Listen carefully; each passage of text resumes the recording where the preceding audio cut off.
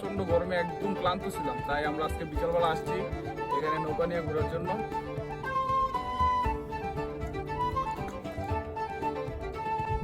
এই যে সামনের দিকে দেখলে বোঝা যাইতেছে, ওয়াও ওয়াও, জাস্ট আলহামদুলিল্লাহ, আল্লাহর রহমত যে কত সুন্দর।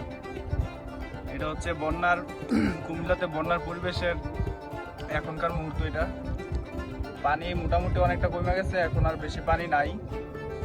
আর কিছুদিন পরে হয়তো একদম যে জমির লালগুলো আছে ওই লালগুলো ভেসে যাবে। এই যে ও রে ভাই, ওয়াও, জাস্ট ওয়াও।